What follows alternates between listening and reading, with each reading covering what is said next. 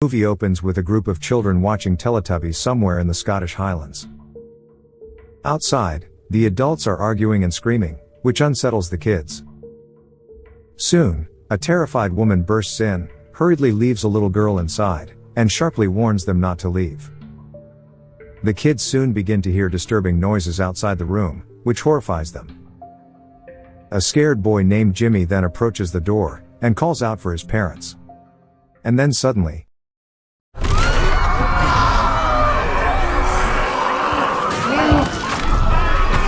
a terrified Jimmy bolts out of the room and sees his mother, but she urgently tells him to run as she's attacked by a zombie. A shaken Jimmy looks around to see chaos unfolding, with several infected people violently attacking everyone in sight. Next, we learn that a deadly virus called Rage means that those who survived were abandoned to their fates. The scene cuts to 28 years later, revealing a small island in England where a survivor community has barricaded itself. They've learned to sustain themselves by crafting their own weapons, and occasionally venturing out on risky expeditions for supplies. We're then introduced to a 12-year-old boy named Spike, who's woken up by his father, Jamie, reminding him that today's an important day. Later, Jamie prepares breakfast as they review the list of essentials for the expedition today. The two eat eggs and bacon, which is a rare luxury in such a bleak world. Seconds later, they hear a crashing noise upstairs, as Spike's mother, Ayla, has accidentally smashed a glass in her bedroom. Jamie rushes up to check on her, with Spike close behind. We learn Ayla is seriously ill from a mysterious sickness and looks fragile. Ayla asks Spike how school was, and the boy admits he didn't go. Jamie then reminds her Spike isn't going to school, but heading to the mainland for the expedition. Upon hearing this, Ayla erupts in fury and begins yelling at her husband for putting their son in danger. But Spike somehow calms her down, and even offers her the piece of bacon he saved from breakfast. He then says goodbye, lying that he's heading off to school. Downstairs, he receives his first bow as a gift from his neighbor, Sam. The father and son then proceed to leave, and they receive a cheerful farewell from the village committee, who are excited for Spike's first expedition. When they reach the main gate, a village member talks to Spike, and reminds him of the rules. He can go and come back, but if he doesn't return, no one will come looking for him. To make him understand the risk, she shows him crosses commemorating those who never returned. Once a sentry confirms the passage is clear, the gates open, and Jamie and Spike cross the causeway, a stone path that only emerges at low tide. They walk for hours, and eventually arrive at a forest on the mainland. Soon, they come across an infected person, a slow, obese, not handsome zombie that crawls like a worm. Jamie calmly instructs his son to shoot it with an arrow and aim for the neck. Spike takes the shot, and manages to kill the infected, but the noise quickly attracts several others nearby who rush to attack. Regardless, a skilled Jamie takes charge, and brutally eliminates all of them. But when he sees an infected child, he hesitates, and the child quietly slips away without causing any trouble. Afterward, Jamie congratulates his son on his first kill, and they continue forward. They soon come across an abandoned house, which is clearly already looted. But they decide to search anyway, hoping to find some useful supplies. Here, the duo finds a room where a man is hanging upside down by his ankles, with the word Jimmy cruelly carved into his chest. He suddenly begins moving and screaming like a zombie. Jamie explains that someone must have tied him up, and handed him over to the infected. To add, there are strange communities out there that may have done this as a form of harsh punishment. Jamie then orders Spike to kill the man, and even though the boy is initially hesitant, he eventually manages to do it. Next, the father and son continue their journey, and on the way, they find a mangled carcass of a deer. They also notice the head of another deer stuck high in a tree.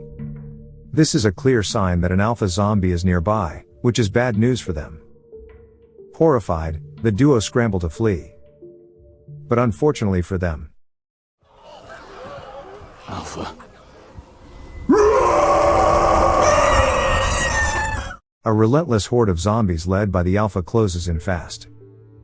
Jamie manages to kill several of them, but Spike's hands shake and most of his shots miss.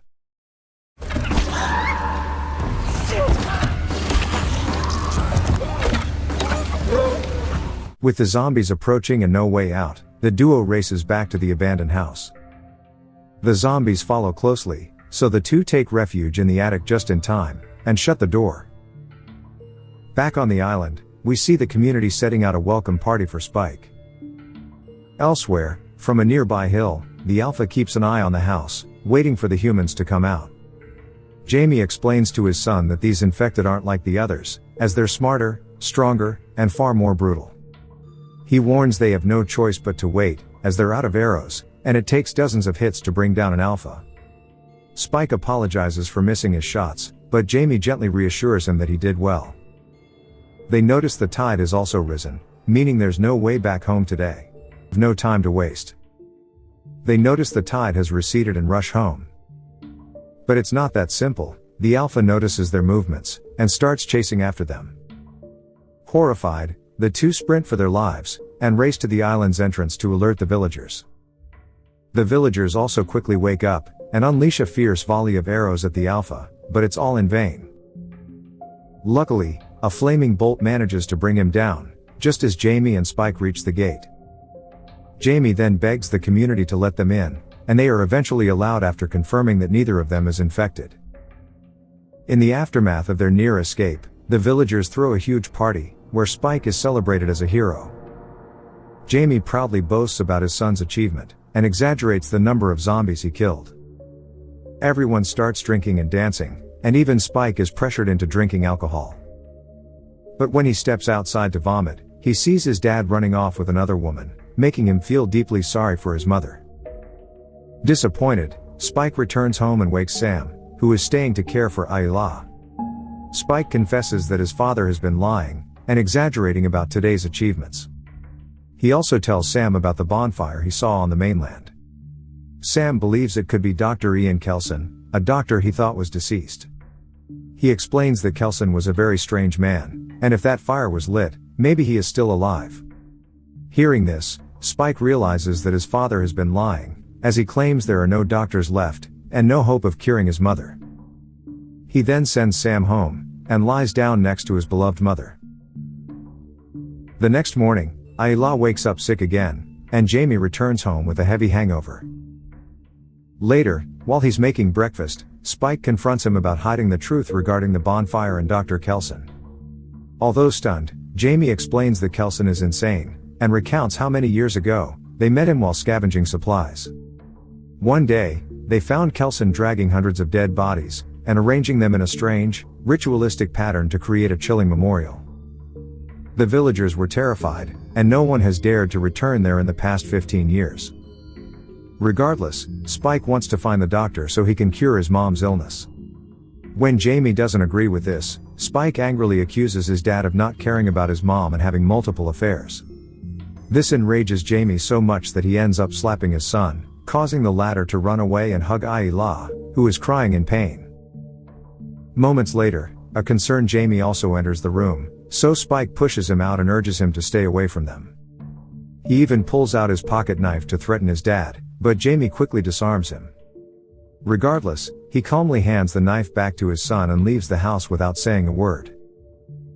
After some time, Spike shockingly sets fire to the village barn that is filled with supplies, and begins alerting everyone about the blaze. He then sends the guards to check on the fire, saying he will stay at the outpost. Taking advantage of the chaos, Spike quietly grabs his mother and flees with her, claiming they're only going to the beach.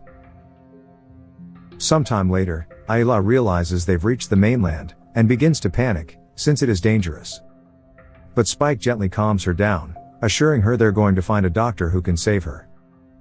After walking for hours, they stumble upon an abandoned tower, and decide to sleep there for the night. Later, Spike gently tucks his mom into bed, and takes it upon himself to keep watch for the infected. But exhaustion takes over, and he eventually falls asleep, unaware that a slow zombie is crawling to attack him.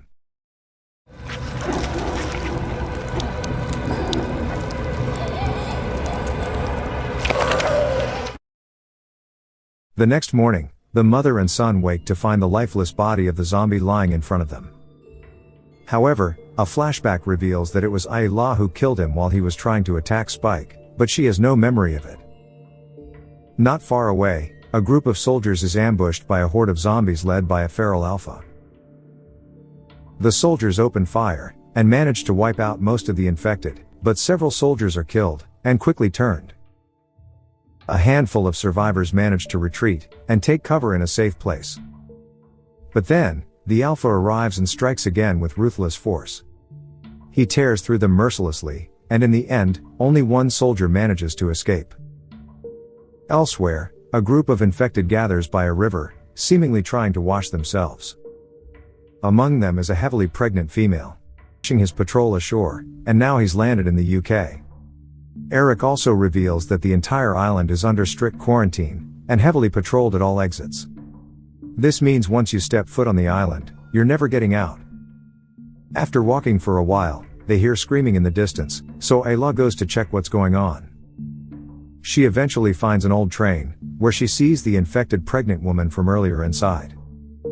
Spike tries to attack her, but Ayla chooses kindness and helps the woman give birth. After an intense struggle, the woman finally delivers a healthy baby. Ayla gently cleans the newborn, while the mother falls unconscious. But the zombie woman suddenly lunges at Ayla, forcing Eric to kill her. Eric then panics and demands Ayla put down the baby, as he's convinced the child is infected, and insists these zombies shouldn't be allowed to breed. Ayla still hesitates. And then this happens.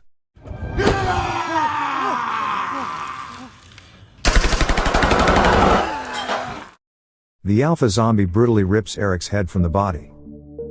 The alpha then proceeds to attack the mother and son, who run away in a panic.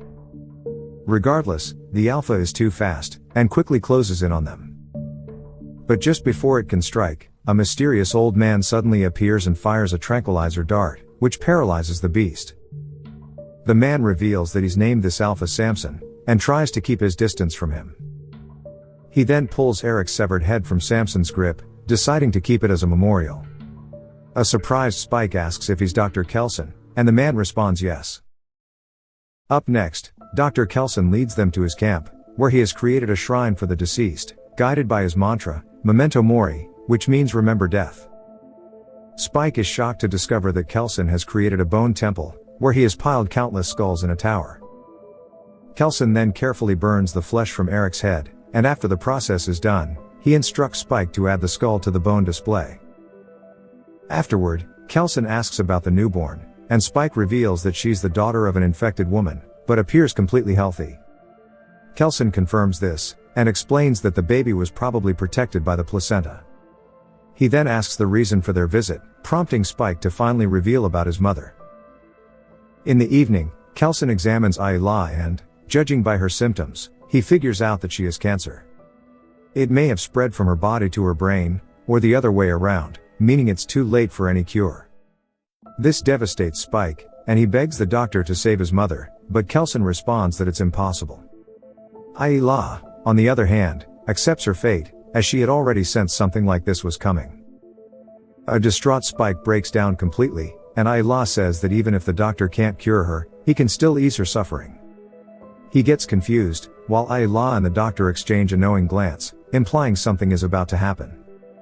Suddenly, Kelson fires a tranquilizer dart to paralyze Spike. He then reminds Spike of Memento Mori, and explains that there are many ways to die, but the best of them is peaceful death.